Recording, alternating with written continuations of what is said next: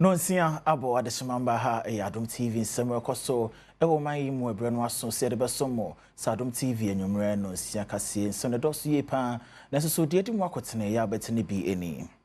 Ghana National Fire Service mpanyimfo wɔn mo edekɔkɔbo afutu ma de hia wɔn mo ɛwɔ New Takrade sɛ wɔn mo pipes bi a ɔyɔ namu a ɔmanfo no bi etu tokuro na ɛyɛ ne ɔbɔ twa mu no ɛyɛ ade bi ehu pa ebetumi ato sɛ topa yɛ ntinkɛbɛyɛ wɔn mo enjai emu nsɛm kase yi yɛ de bɛsom sanso so na National Petroleum Authority mpanyimfo nso akasa wɔn mo sɛ adesrɛ ɔmanfo no bi yɛ de to man mu sɛnkɛbɛyɛ ɛyɛ wansi deɛ wɔgye ɛwɔ leta bi aso nko mu ntwa mu no ɛnya ade no so betumi ayɛ adwuma yɛde mu nkyerɛ mu nyina so bɛsom mo ɛna de yakɔkɔ kwese da ne hyɛ nso sɛ ne ma hodo bia na wɔtwe mu Ghana mampanyini John Mahama wɔyɛ wɔ man Ghana emu na ma hodo so no yɛma ne bɔne kwame no abɔbɔ ne nyina no wɔde bɛsom sɛ presidential fast sansimi ebinom aka ho ne yɛde som anwumre Adom TV no sia kase Facebook /Adom TV Extra DSTV Go TV ko no mo a nsɛm twan ho live ɛwɔ honom hyɛne so www.adomonline.com ko honom nsɛmpa ya kyerɛ go honom podcast wɔ honom ubenya bi atie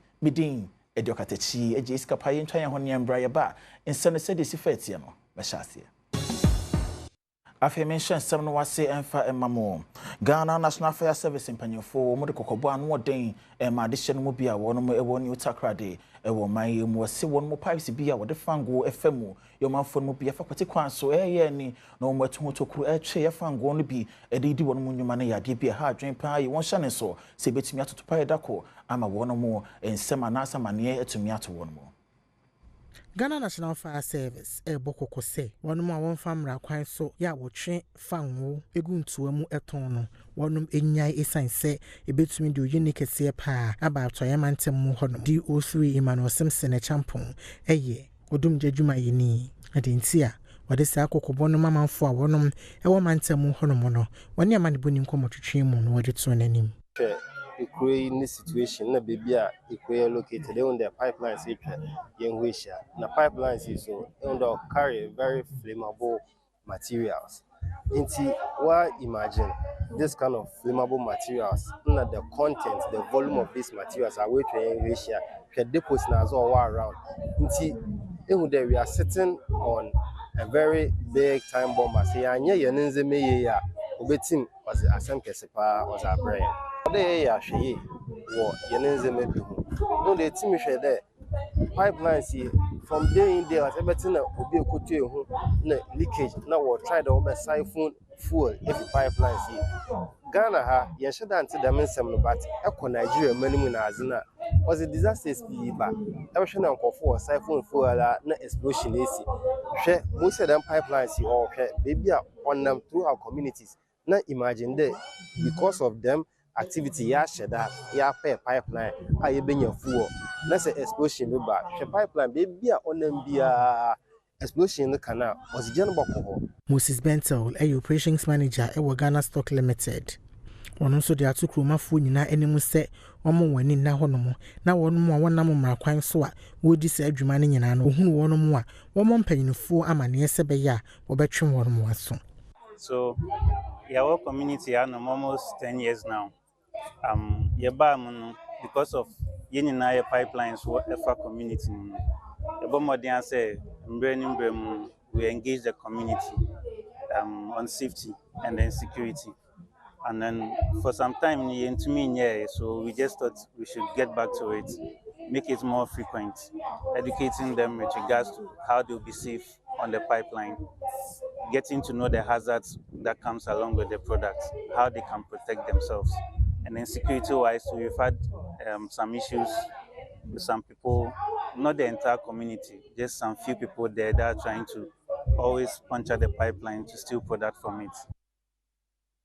Bayan America krani se Ghana de hye be hyene so panjifo kopie mu ewo mrahye na won mu ekirem se bayan na dum so to betumi atwa na so bete kura wo my Ghana emu ni tena ho hia se fangole tabia beto bia no e betumi atoso etwa soto wan Ghana city se ne ba sa no nipa dodo na na twene sere ani abase bi mu krampo kasa ya de sere eto ye National Petroleum Authority panjifo ni sa adama won mu foma no wantumu bi na ko mu ntweme na panjifo akasa won mu so mu twemu a enyeye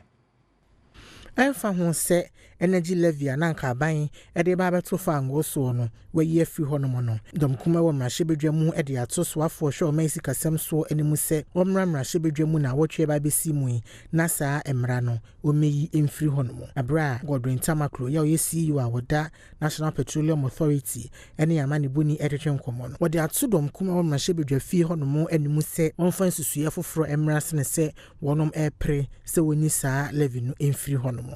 The problem that this one city is supposed to resolve, they have not provided, with the greatest respect, any alternative.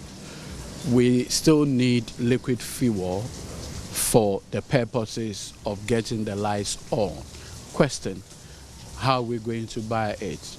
The PRC's tariff formula, does it include liquid fuel? If it doesn't,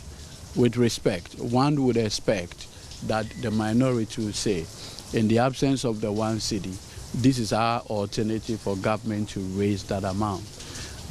That conversation appears lost in whatever we are saying now. If an alternative is provided, I know President John Dramani Mahama is a very listening president. And to the extent that he is a listening president, if the minority put out an alternative that the president considers doable, President Mahama doesn't mind where a solution comes from as a leader that he is. National Petroleum Authority ebo amane se asotwen a wonom a wonfa mmara kwan so esi fuel stations e wo man mu wode ma wonom no wonom ayensesanye e wo mu na wosan semi ho bra Godwin Tamaklo e kasa wo nhyiamu bi a energy committee e wo mmarahyɛbadwa mu eye yase no e de nkyeremu sei e na tudwa e fa ho. If you set up a filling station and when we quote unquote you are caught and you can come back and pay 20,000 and have your license, then there's really no disincentive to stop people from engaging in such activity. So at the right time, we'll be approaching the committee so that we can look at a review of the penalties, particularly. If the penalty, we believe that if the penalties are punitive enough, it will discourage those unscrupulous people from setting our filling stations in unauthorized places.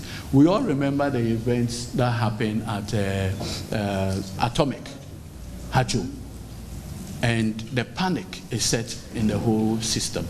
We are trying so well to ensure that we minimize those incidents.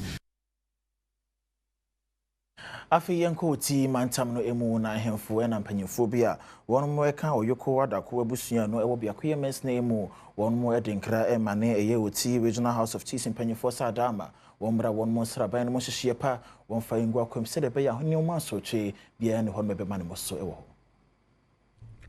Nananom ahemfo ene mpanyinfo a wonom ewo oyoko adako abusua ye owrara ewo biakoye mensne ewo timantem mu ede to woti Regional House of Chiefs animu se womra wonom krom honom ntem sanse niwe bia ekoso wo hono wantu ho na mo ntem a ede ahemfo nsem ntawantawa ene bebe krom honom. Nananom ahemfo kasa ye mu no wakire mu se rarafo no wonom edi na ade te se de asantefo edi na ade no anemum wonom enni ejade ono kra da nchen a asante hene utumfo se tutu ahye se ohene bi a wode na si ade so a wan fan hyehye pa so no wagine tumu a enye yi ne senti empanyinfo nhwe na wontu saa ohaw yi hu anamo ansa na ede ohaw bi aba wonom krom ho. All other sub-chiefs who have been installed in the absence of a paramount chief are also declared null and void, as they go against Asante traditional and custom. All cases in court should be withdrawn as Otumfo does not settle his cases in court of law. Everybody should remain calm. Immediately after the funeral of the Mampohene, Otumfo will invite the two factions to a meeting to peacefully resolve the dispute. The Oyoko Adako state of Rara has practiced the matrilineal Adeshi system of kinship since arrival from Kontenase, Asante around 1774, and any attempt to change it will not augur well for peace and tranquility in the state. The paramount stool which we brought from Kontenase has been has been in our custody all these years to date. Nana Rewa has not got any paramount to install a chief on. Our view is that the position you have adopted will throw the state of Rara into a permanent confusion and chaos, which will not augur well for Rara and the whole Oti region. Under the circumstances, we urge that you pause your intended action and allow Otunfo's intervention to help resolve the issue for peace and development to prevail. Vice Principal Emma Jedu Technical Institute half mantamani mu Swale Abubakar ne Adom kase de nkomo oso oba won mu hono mu a ne nema hodo nkade bi won mo enhyeda eni bia dan susu antabere bia no Emma desuan nsem no ka kire wo mo sere sa ban yankura nyumakuo na won mo mota ya Adom yemwa wo mo mbra sraban ne mu na sa dan wo sisibi enfama won.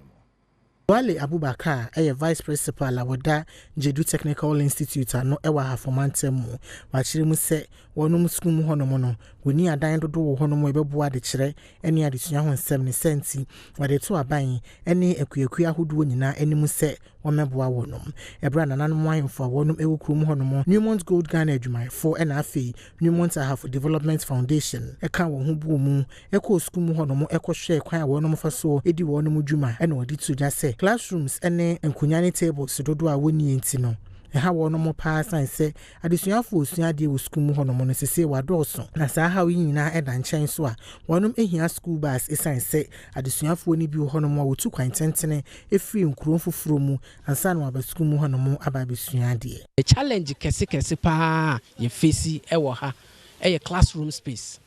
yes I want another challenge I very enormous school bus ento da bi na ye de nkura no ko ba bi a e wo say ye ko han bus free baby na ya na ma a lot of challenges ena masters bungalow ye another challenger high in wahano na titru ene a teacher fo a omo kira de ye hia teachers bebre twatwo ye toilet facility ha dwene ye ni bi kura to da bi na ohwe bibia ankura ne gya omo nan ya na enyefe enti ye besre se organizations na omotwa ye ho ahia no omonya ye mmoa owura no esa fa sa akwanya no so edit to Newmont enimu se woma school ni contracts na wonye se na bia obenya internal generated funds ede aboa wo no mo ho organizations na atwa ye ho ahia no se omo beye ye mmoa na enioma na ye wo ha ye 7 courses emu bia no we are capable of taking contracts from them and executing it say ye no ewura exhibition room no onioma ye they were standard enti eye welding ye boy ye ho modern wo ho electricals ye ade wo ho ye ade wo catering ye ade wo fashion and a plumbing enti sa ne omani nyina organizations na omotwa omo ho ye ho ahia no ombetima ma ye contract na ye nso ya execute Adom TV anwumre no siakase na agusu ya wohwe ma yafi ani enkyere ensem foforo emu enche bia no Ghana Journalists Association wono mo de o mabato e be hyehye so e wo my Ghana emu na yankase ye de ya wono news editor ma Adom FM akwasi ageman wo hwe ne mu so betumi apre ye general secretary de ama GG ne senti wode ne to aboy kopie mu e wo Upper East mantam ne emu wono mo ka GG no ho nisode ho no wadan de akere wono mu Akwasi Ageman news editor ewa Adom FM na GG elections eba so no wo gina se nsemtrofo beto abama no ababe trotrofo ama Ghana Journalists Association ekuo no na nto abomu no wode akwakopie mu ewo Upper East Mantam mu a wane nsemtrofo ene GG ekuo mebi wo hono mu akwakodi nkita ho ne kasaye mu ene wode ato wono mu animu se wonom eto abama no na se wonya akwanya eba be trotrofo ema ekuo no a nsemtrofo ma ya wo bo homoden ewo maimu no obeheda ahyehye abasobodi adwumadi so nko ama wonom wode ato nsemtrofo wonom ewo Upper East Mantam mu hono mu animu se wonya akwanya no a obebo moden ase obetumi aboa wonom se de be ya wonom betumi ato wonom adesua so Mutumami na me be general secretary number 2 on the ballot na bua me susu e me nim dia me wonyina me de be bua e ma GG Ghana Journalists Association ho nanim aya kono na ehu kakra ba ye ho So politicians no who na say hey sanko fo yi dey say hwe mu yi na o me nsem ne be koso e be che o man mi bia yi ye nya nkata sesen ye nkata so ye be simu aka no pain we ye minister we ye hwan you ye fua nsem a we di bibi we ye bibi na nya ye fua so ye be kan pain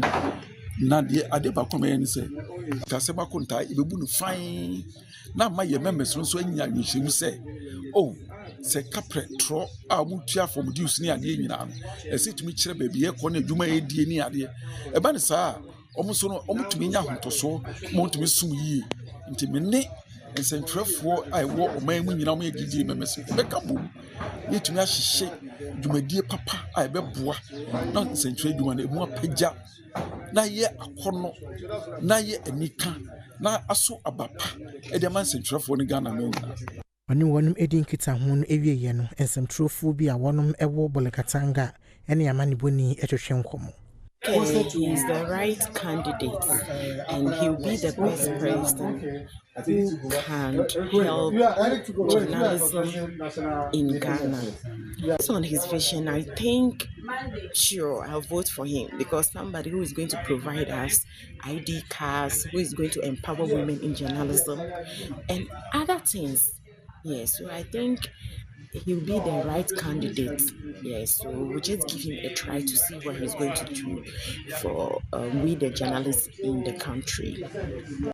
Mampanyini abedi achiri ya afimpinu na ediono na yabato no 2 franka ema NPP amanyuko no Dr. Baumia Werkokobo ema NPP amanyuko ni mpanyimfo na etitaifo se wo aya amanyosema wonmo ye sa amanyuko no mo homodin se som a obia som na se bosu obi efrim bia ni pani free no 1544 amanyonsem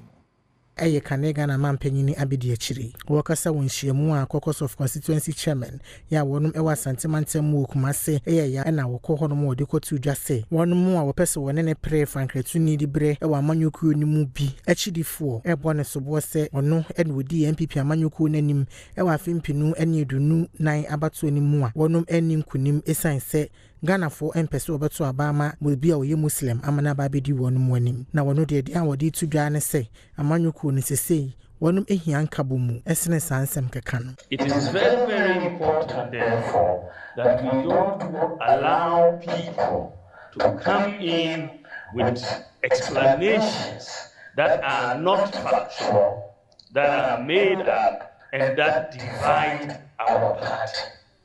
We are a united party, encompassing people from all ethnic groups, all religions, and we are part of the elephant family. It is therefore very important that we do not allow people, for the sake of political advantage, to break us apart as a party. Nekasa yemu no science ready to just say post-election reports are on sakano bibia ni mu a edi adanse say nesom anase baby a wo free ene ma amanyoko no edi ntwo e wa abatuo ni mu na tenkasa ne yema mienu wei epie reports ni mu a anko no ankasa kura no enya de senko ba begina semanfo nto abama no ema ne bedi amanyoko nani. And it is stated in black and white in the Okwe report, as well as all the other studies, is that religion and tribe were not factors in the 2024 election results. They were not factors. They were not factors. So we should not try to inject to say that Christians will not vote for Baumia. My 4.7 million votes were there only Muslims who voted. It's not possible. They were all who voted for me. When Potable lost, did we say religion? When Mills lost, did we say religion? When Nana Akufo-Addo lost, did we say religion? No, that is not a factor. Afema yefie ni enchiremu ewo Jubilee House bia yamane boni yetonkra efiri nyema hodwa na wotwe Ghana mampanyini woyeye wo my Ghana emu ni yamane boni kwamyenom wabobo ni nyina no de to aso se presidential files.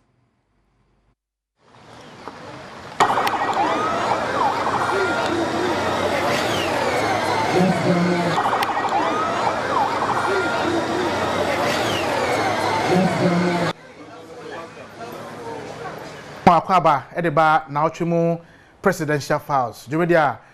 Mampeni John Dramani Mahama edi wa bankesie mu na masamboabo anu nyina mesande abrɛ nti wantimi anya bi anhwɛ a kame ho na memfa sa dwumedie yi embrɛ na adwoada na British boxer bi a yɛfrɛ Anthony Joshua obesra Mampeni John Dramani Mahama ɛwɔ abankesie mu ɛhɔnom no ɛkwan a kutukubɔ ho nsɛm bɛkɔ nkan ɛkwan a talent ɛwɔ Ghana hanom no ebeti ahye mu kina nkomo no mobɔ hɔ nsɛm no bia President John Dramani Mahama Edoto Jano Yentiebi. Sports has been an avenue for social enhancement, and especially boxing, introduced into societies where there's poverty and other things. We find that the talent exists, but because the opportunity doesn't avail itself, I mean, people live in poverty. But once a while, a champion, emerges from there. And he changes the face of his whole society just because he got the opportunity through a sport, either football, boxing, athletics, or something like that. All of us were young. Anthony makes me feel like when I was young again, during the Muhammad Ali time, after Muhammad Ali was beating,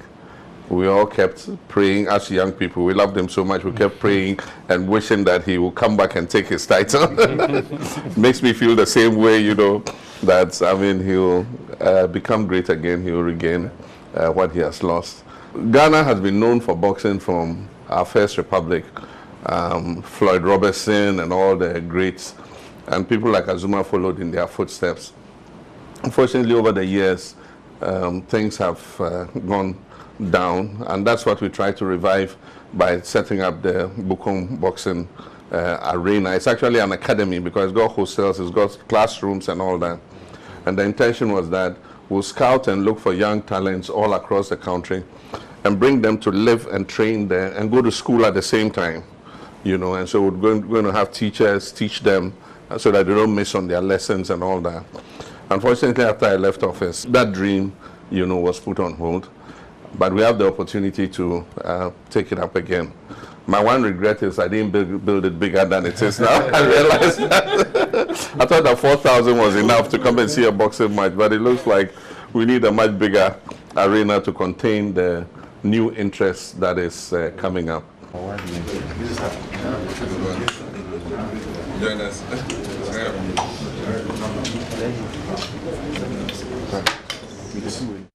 Of the Republic of Ghana, His Excellency John Dramani Mahama.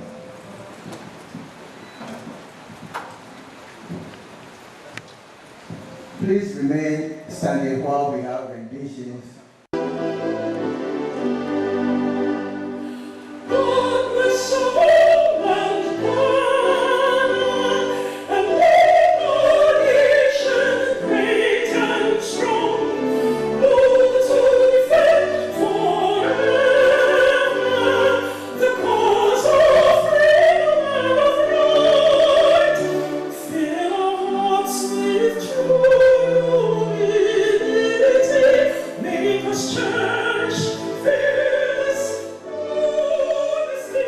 No, our Ministry of Foreign Affairs. Mampeni John Dramani Mahama, ebi 2025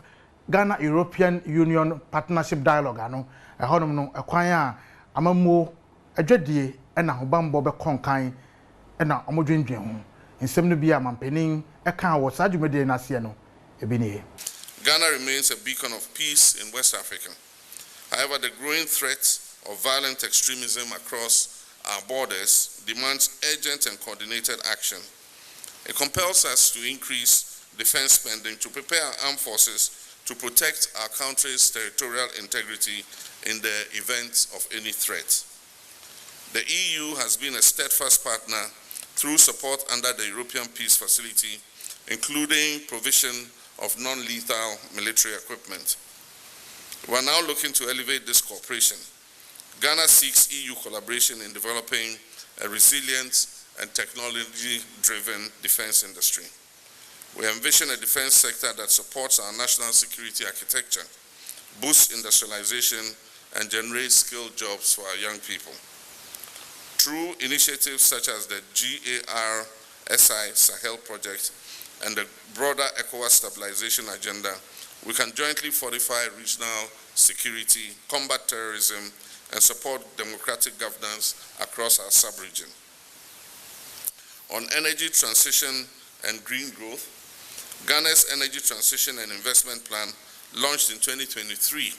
reaffirmed our commitment to achieving net zero emissions by the year 2060. We are pursuing a diversified mix of renewable energy, natural gas, and potentially nuclear power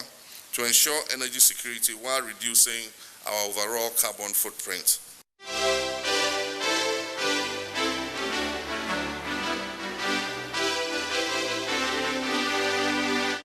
Mampanin John Dramani Mahama no kwada so no ekobie afempinu ne aduonunum nkyerɛkyerɛ mo yama mensin akracha hodoɔ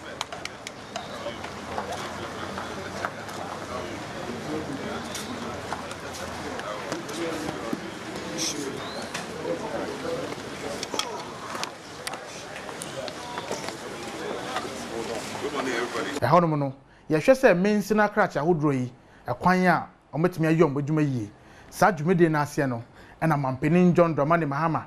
ɛde kokɔbɔ kɛseɛ paa ma ɔmo sɛ ɔmo dwuma ɔmo kwakɔyɛ sɛdwumdeɛ ne kataso hwɛ bi ba ho a ɔno ɔmfa ne ho ngye ɔbɛhwɛ sɛ aban dwuma a fight corruption ɛne ɔmo di paa. Expectations are high and rightly so. The Ghanaian people voted for a bold change and for a reset. Your actions and results must demonstrate that their trust was not misplaced. I exhort you to eschew arrogance and inertia. After almost 6 months in office, the time for political celebration is over. The real work has begun, and you're expected to be effective, visible, responsive, and innovative. We have taken steps to transfer the highest amount of funds in the history of the Fourth Republic to you from the District Assembly's Common Fund. As the Finance Minister told you, 80% of the District Assembly's Common Fund is coming directly to you. We expect you to ensure the judicious and transparent use of these resources. The funds must be utilized in the interest of our people and not for our creature comforts. The Auditor General and other anti-corruption institutions will be watching your work. And as I've said previously, if any of these institutions starts investigating you, you don't expect me to interfere on your behalf. In the meantime, I wish to remind you that you are among the office holders required to declare your assets. And so I expect that by July 15th, all of you would have declared your assets.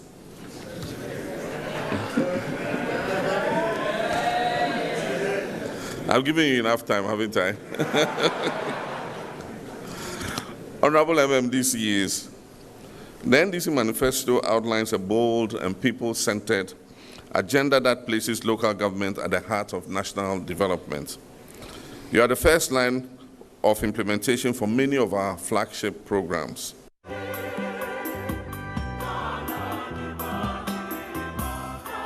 Ministry of Interior now agencies are who be a one city say Immigration Service, Ghana Fire Service, Ghana Police Service, and after NACOC and I said NADMO, Omukika Munsambo Moa, Omode 1 million Ghana cedis at the Bre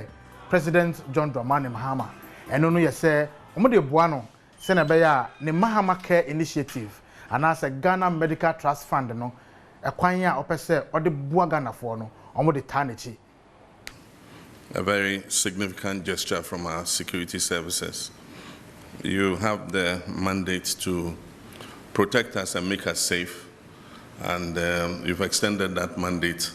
to not only keeping us safe, but keeping us well and alive. Thank you very much for the gesture. Most victims and families suffer a lot when a relative contracts a non-communicable disease. It is said that however wealthy a person is, within 1 year of contracting a non-communicable disease, you virtually could run through all your resources and not be able to raise the financing to be able to take care of yourself. So on April 29th this year, I launched the Ghana Medical Trust Fund. And since the launch, we've been working on the bill. The committee that we set up presented us with the policy guidelines. And based on the policy guidelines, we've fashioned out the bill. I'm happy to say only yesterday, Cabinet approved the bill for onward transmission to Parliament. Medasi se wasa kame ho ama mede nia anasa dwumedia President John Dramani Mahama edi na otwe mu nyina ewa bankesie mu esanso de brewo kai se kwesiada bia o enu nsia kase so no ye de brewo bedende Kwame Adom.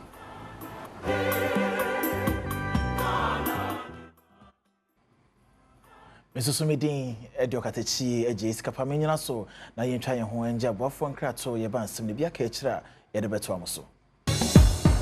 Mamesanso mu akwa ba bi member Adom TV enyumra no nsia kase so mayento a yensam no weso na school improvement support officer yo no ewo tano so secute wo tano North Municipal half mantam ne mo Veronica Kumiye Bua woni Adom kase de nkomo wo simpanyefo a won mahwa adesua ensem so wo won mpota ne mo se bana so mo de dwumede hye so ma BC adesuafo ekire wo mo ko se yo a won mo ebetumi aye na bebo mo da acho simpan dodo na ano eya won mo dwumede o mo de hye so mo mo nyamwa bia enfro bia nche basan so ha adwen tipanyefo mpa ho nsem enka. Veronica Kumiye Bua a school improvement support officer na wotano so security wotano North Senior wa half mantemu ochiremu se emwa education directorate a ewo mantemu ho no muhia ya ebetumi aboa career guidance programs no enya de se wonum ewo bi abradisuafo a wonum etro BC ewo mantemu ho no mo etro social ni wie ya wonum edi career guidance dwuma bi ewo susan so ena maami kwase a wode sansemi ekotudwa nkra mu wota ekire afisipa susan so Yanfo Eshiaem and Saint Tanano, Omunina, Mabu, one or ha. It can with a cost. And here's the papa. Me fa bass and a quasi sass and cranning in a free beer crum. Near Babuaya no ha. Ediano Mubedi, you saw Mubenu to me hiamwa. Last year, dear me a man yamwebia, me and me. I feel so dear, sir, made the letters be break quiet. And no mesra or Mumifa Quanya will so astre. Senya program we na basa eba be se ebe kan ye ho afibia na ebe ye ne ye community mu ya anya no okro we so ebe no okro fufuro so afibia nti mesra se ye de lata basa ebe ya omuma ne nyo omo ahia se no omuma boa ye meso yasene ne yentimi nya ni ye Daniel Yabua Kani assemblyman ewo susanso wobo maami aba so se wonom eba bedi se adwuma yi wo ho no musan se ohunu ne se ebeboa desuafo no ama adwuma wo betumi aye daachen ebeboa wonom no wehunu na watu ho anamo entem mejiri se ebeboa mofra wo mawie omu school mfofro afi pa yi me de me ankasa me life style be example eno kwasem ni yesha no enwoma no de na ewo ho but tambiano say wo bi a o kire say e bi a usua de kofa say ya sa de we na obetima be in future usua we ya obetima ba be say ya ye sha no ade a de say di ma ye hu a we ase nyina doctor obi a person no ba be doctor but ye various fields of life e bi akora bi ano obetimi aba be kese e wo manum na abo aman no amana tumpon a foot akọ de ama abatan a wofo ya won mewo my Ghana emu se won mma ya won mo ewo fie no abre bia no mo homoden a so betumi e de won mo afa Kristo ntitiye e na enchirekire mu no pe ne betumi aboma kwan no won mo anyira daache na se foot parish priest Emma All Saints Anglican Church here and was home Reverend Kenin Charles Lawrence Kwabena Mankwa and de ma abatan All Saints Anglican Church wosuhum ewo epuye mantam Children's Day sum ewo asori hono na Reverend Canon Charles Lawrence Kwabena Mankwa ye parish priest ewo asafuni mu no e de ato Ghana wofu nyina enimu se wontete wonom ma ewo nyamesumu mu se de be ya wonum benyini ababe empanyimpa ewo mayimu ne kasaye mu no wachire di nti ehu hia se awofu tete wonom ma ema wonum enya ahohyeso nyantete pa na fi wonya isupa Say we want to tap the talent and the giftings of the children so as to give them the way so that you know what my then no more aye. You want to tag them young. Now me catch that for and say, oh the efe. Better would be in jam mano. Near Makwan in the tombi. Off we are on Makwan my yen tianeba. And there are cross and Colebi cross say Maufu Crenia. And that means they don't have parental care, no. The best offering in answer, Munyamo ma near Makwan my yen tiawa colano. What tia colana show asset for you. On Makwan my yen tia colano, a bear bedding. I'm a wankasa our phone. Florence Amengo ebegina Municipal Director of Education anemu ewo dwumadie na se wono nso ne kasa ye mu no watu enkwada nyina afo se wontwe won ho emfiri enubone enom ho enumone se enu na ye order of the day okola bia di na nafo fo achi menu omo kasa kwa mo ka nyam se bibi di red na omonom ema omo anigi but emboa omo nipadua no na afen so emboa omo adesua obi a odi saa enu achi no ontimi nkɔ nanim because either say be affect na adwen a ontimi academically ontimi perform ana say ebe say no obe yare na yare a ediba say akoma yare humie respiratory problems eni na manamante eba nipa no saa akora no ontimi nkɔ nanim bio ode yare saa na ode free nti anka bebo a omo live drug free life teacher omo amuwie school sese na mpese omo mfa ni so ade ho bi etu omo ani so say omo besua ade omo mra omo gi omo ahome ase na omo result beba no omo bebu awofo eye niema nkakra say de be ya ahokyere bebre no engine awofo no so bebre na omo so abo akakra. Afi yenko atoye tifedo mantam no emu na World Vision International wono mo abo homoden ye de wonani a kire mu ewo sehwi denche mo asue ekuro emu wono mo atu abula ewo hono me no babeboa ma abre bia no kromafo wono mo anya nsuo e de wonjuma said ye be ya manfo a wonom etie nkronkuma mu obenya nsupa anomunti na World Vision International akotu mechanized borehole amamanfo a wonom ewo sehwidenche mu ase ewo body mensini a ewo Western North Mantem solar powered pump system and storage tanker ebetumi asom manfo bebro empimienu ene wo hanum a wonom eti ekrom honom ene wakwakutu ama wonom nsa na wakwakutu so nsu ya ama wonom no manfo wati krom honom no na sutade bia wonom ankasa ena etu mu ena wosemu no mu a na nsuo no tebia wo mu enyanti ede apomudin sunsanso boni bebre eba bejai won so Joshua Beidu strategic and integrated program director World Vision Ghana yaboa mansuo na dufie mu ho nti obenya nsupa ede asiesie no ena nsuo nso ya make sure say ede akọ school mu ho nti abofra ewo school mu a enkohia say ewo so okofie na wakono nsuo obitum ka se okofie akofa nsuo kwa o mabiem by say ede nsuo na akọ school ho okọ clinic ho nso a ede nsuo no bi akọ say de be ya ebeboa na ayaresa ne apomudin so atumpon na se obi kọ hospital ho na clinic ho na so yare nsuo no de benum aduro obi painful because nsuo na obehia ye de asisi omo nti eno ho dwumadi na idi ni nne no na ye we nyina se de be ya de dikan ye beboa na ama apomuden pa aba because unum nsupa na obenya apomuden na nkoba se ye fom nsuo na ye sesa anom e de ayade e basa mofra ho be ye den mofra benya apomuden school nsembe koyie efiefie mu so ye dwumadi a ye di no so e be ye papa na ye nsupa nso anom e ma ye nya apomuden Nana Kwesi Jamin eye denchemo so ehene oda World Vision fo ase se wa babitu sensu yama wono o kire mu se ogidi ye pase sa abo hu ya wa babitu ama wono mu nsu mu aho kire ene nyare wa bibiri ya babejai won so ne titiru ene school nkoda so no ni nyina etubetwa. You gave me life. Why am I saying you gave me life? Because water is life. Among all you gave me, you still went ahead and gave me life. I came, I met schools,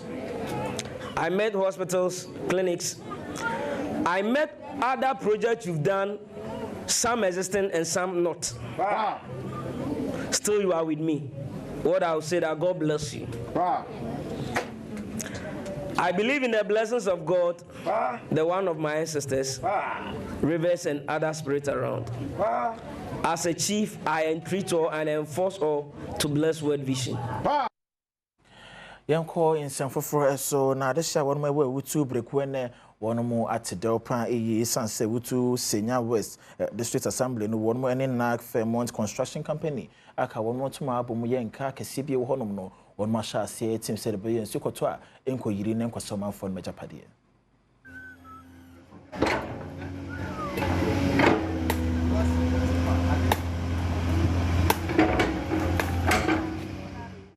Ukopi mu ewo awutu breku a eno ewo mfimfi mantem no mu a enipa be se ahanu na won ho aka enam nsu bi a etoya enam so yirifa won mu efie na wotwa etwa mu nanso eni omanfo asom age won kakra esanse awutu Senior West District Assembly ena FINAC Fairmont Construction Company contractor wono ena ye kaso a wini ba kwantempo no so aka won toma bomu a won mu akwakote esbontin miensa bi a ewo empotemu ho a we ebebo ama se ensu to a enbe yiri emfa omanfo ene wono mo efie be la sukina subito ha nse nya premier wa ha mo nse no ehye bo se nyame boa e be dredge ba so chase ne 3 days and then 3rd day yeah na o hwe wonu wan so bebrebe no be dredge bebrebe manfo sisi dan na de wo ba no gusu no mo kasa o yi no makwan na ituma ye djuma no nyama do mo djuma de koso na me no koso nyama do be wie nyame boa be wie Monday na wie Monday e san ko bon chance in fa adwen o so sa na ko twa so ho problem di ha de problem omanfo bia wo ho kan wo ensu mu a kire ni so e de ama assembly no sanso so e na NAC Fairmont Construction Company se eni wono mu ababe sa ADBC e de ama wono mu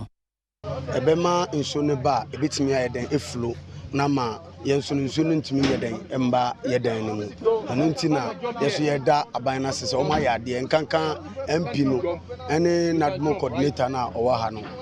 Adom o ma yade pa o ma yade ntinyame hira o ye kase nyame hira o pa omum koso na munya bridge bi nso ha na bibia nya fan Assembly together with the MP o kan ho bom na ye bridge nti inde ho ya na ye bridge na obeboa na flood na osi last week no e bi nsibio Emma bebro impem insia metre 6000 ya wonu mu enyina edomo ewa asante ena fimfi mantam ne mu mpanyefo anya meso ade nkade ahodo wode yadomo mo so mo som na mboa bukua wonu mu yene mu sebe ya emwa edua na oman mu ebitumi ahyemo kenana omanfo edua na dodo mu ntino ene emma be se empem nsia wonom ewo kokokua nkuru be se enum eno wasante mantam ena fe mfimfi mantam no mpanyimfo akwako so wona sene a ode enema hodo bi a obehia ama wondwumedi a wodie no etumi etumpo sene ebe ya emwa wodua no obedua na dodo mu na afe nso no wetumi atena ne dodo mu Samuel Pana eye County Operations and Sustainability Manager de Makagel Ghana. Provided them with rice threshers, provided them with tricycles to be able to move their products around so that they will be able to produce in large quantities, produce efficiently, and be able to earn decent income to support their households. We also believe that when women are economically empowered, the issue of child labor is addressed because poverty is one of the key issues that contribute to child labor within the cocoa supply chain. Ashanti Regional Director of Food and Agriculture Godfrey Apie Champon answered in SMC Etuja. As highlighted in the project's recent market assessment, the lack of modern processing equipment remains one of the biggest challenges faced by women in agro-processing, especially within cassava, rice, and palm oil value chains. These tools will enhance efficiency, reduce post-harvest losses, and open up access to better markets.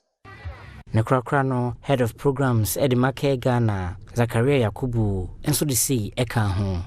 So the project has so far mobilized over 888 women groups who are now mobilizing resources through the SUSU group called VSLAs.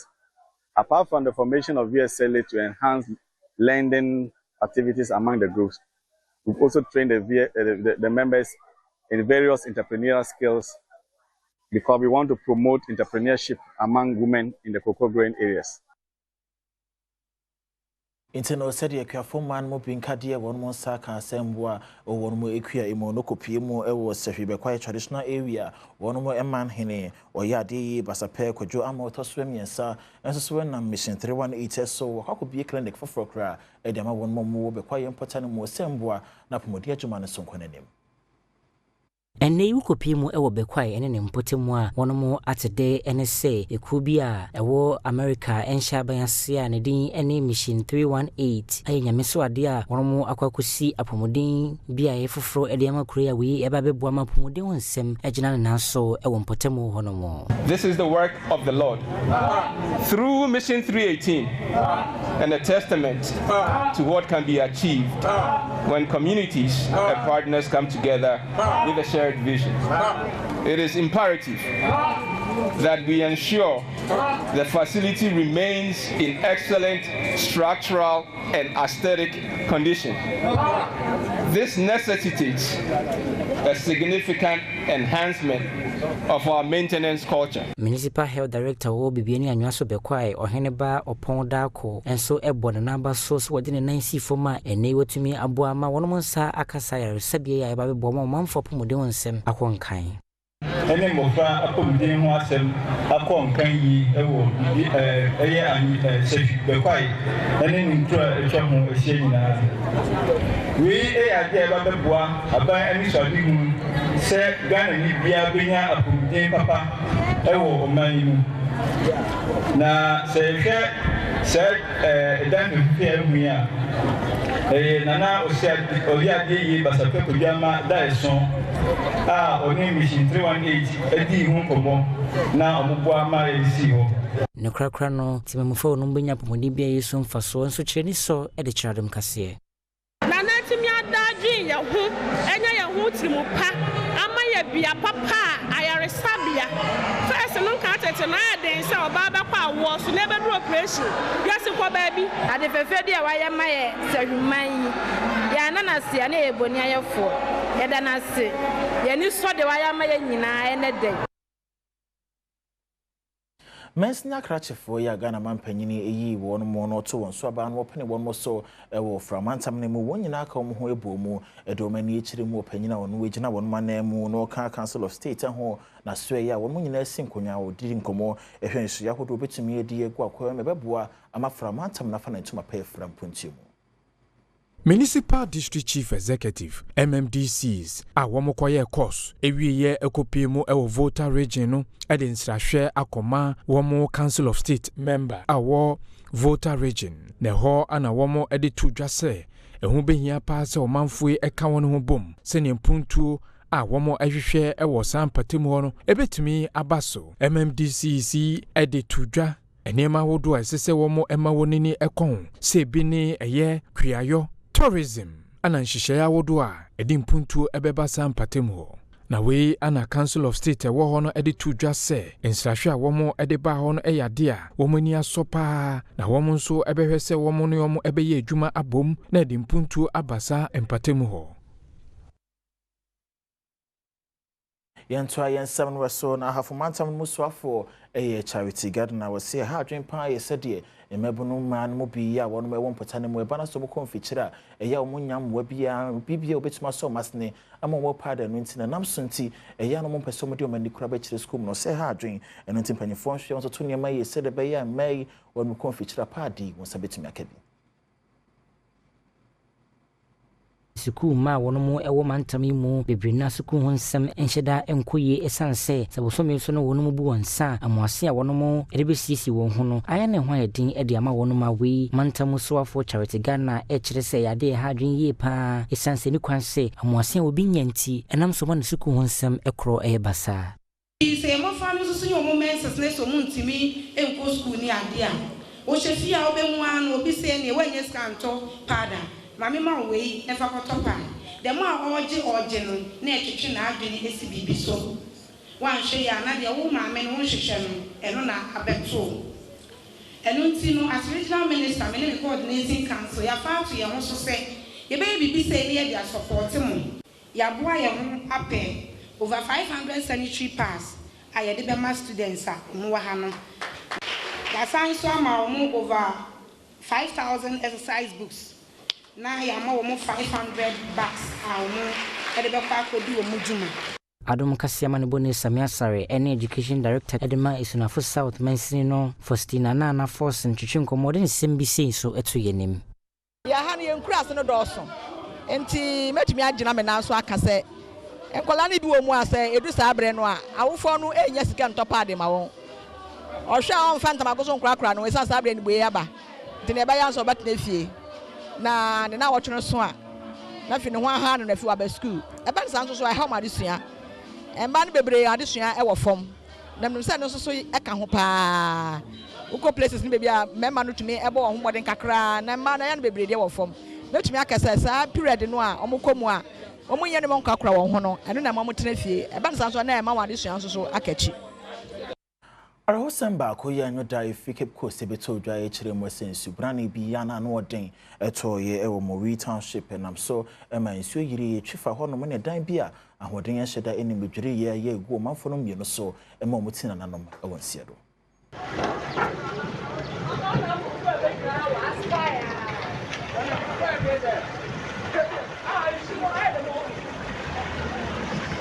Cape Coast Mayor George Justice Atta edi atudwa se nsu etoye no eya dia edwiri adan eye story building bi nenam so ama nipa mienu bi atwa nananom ewon siedo nipa 5 na mo wonde minya ntie de wa kwa akahye oye asa eyina ase ede no ogbu no egbu nipa 5 won nti wotumi retrieve oye 3 na waka 2 no so to now I'm the way you want in Charlie out of 5 2 no we went to what you and another was once we paying for oye papa paying na koye maame pay the monk of no na sisi ala fofi anto ata atoyenche mo to the me ozo wano ko oye na na no kenezi wo hospital waje ayelesa ewo hospital. Deputy Regional Public Relations Officer Emagana National Fire Service Ebenezer Dazi and Adom News in Central for Kasano Watchra. The paper 98 and I central control when you for there then be able London Bridge or Cape Coast and para dispatch and the one brand I won't be save lives and their properties. May you do see in Nampa the information in Yano or in the quarter and then the Buma Nipa 5 and then a waka but the Tuesday public need to rescue one more hospital but the waka 3 hours and then we do not say the mechano Apuza is a Jumano Ayana no wakwachi and Kakaka means the main the fire service to me be but the minister Nakasa waka there or Boshana were to Ghana National Fire Service on the Wakwin the Obashana way to the most Wabaya maybe the Missai Nakasa and Apazes Baba